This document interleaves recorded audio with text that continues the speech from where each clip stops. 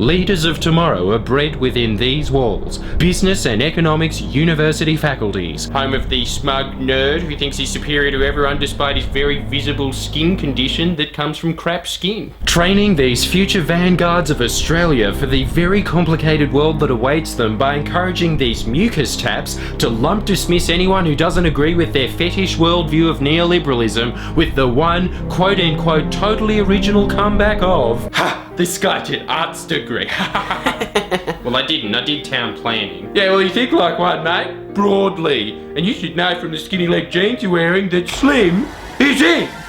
It's like my face is a butt crack. While only idiots choose to study arts, as it enables you to forge extremely diverse understandings of our society and culture, as it enables you the opportunity to study such ridiculously pointless to forming an educated opinion about the world around you subjects as economics, your favourite. Yeah, but you don't obsess over your macroeconomics textbook like some Islamic State nut chanting, "Is true every last word of it come from the big man." Adam Smith was kind of fat. Coupled in with environmental studies, politics, sociology, psychology, international relations and policy work, just to name a few, while right-wing commerce econ kids rightfully smirk at that waste of time and sit there for 3 years straight in a circle, accusing everyone else in the world of being part of some bullshit circle jerk.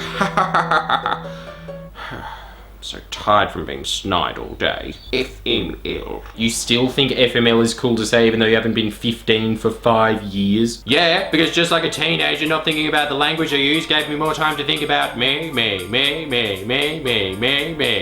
And how sad I am when things don't work out for me.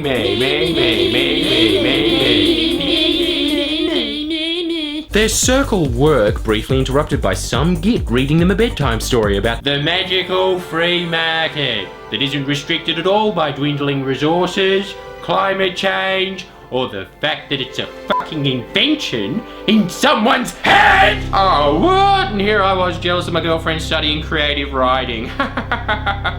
Seriously, don't make fun of the free market any further than that. If you criticize it anymore, I'll get pissy. And when I get pissy, I get itchy. With such a superior worldview to everyone else that if you just replace the word "shun" with the phrase "the invisible hand," right-wing econ kids essentially believe the exact same thing as the Aztecs. And it is telling me, I feel it on my shoulder, it's saying that if we want to see the crops grow again... Sorry, I'll just update that for this millennium. Stocks grow again, we'll have to sacrifice millions and millions of people's lives who are only allowed to metaphorically rip their hearts out these days because there is just way too much government intervention. It's their own fault.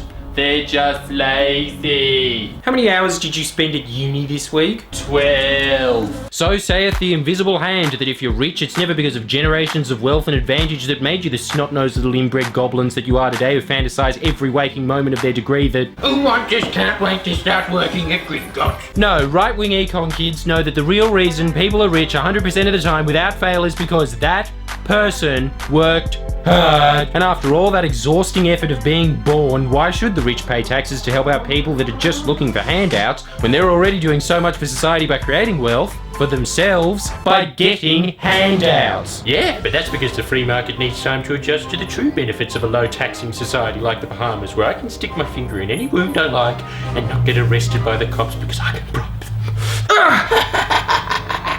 Pay for the medical expenses yourself. It's more efficient that way. You're not a person. You're a goblin. A cave goblin. That's right. You can't kill me.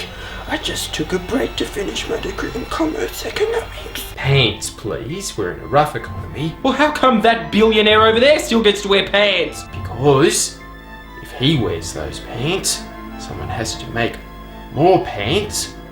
And that stimulates the economy. You wouldn't understand because you didn't do a degree in commerce economics, but it's called the trickle-down theory, which, speaking of, would you mind, Mr. Billionaire? Oh, the things I do for society. Make sure I get a state funeral for this, Tony. I don't want to pay for it. Those things are expensive. See? You're too stupid to understand the theory, but once you see the trickle-down theory in action, we can clearly see it works. Business and Economics University faculties, where it's 80s Flashback Thursday every single day of the year. please press the subscribe button now. Come on.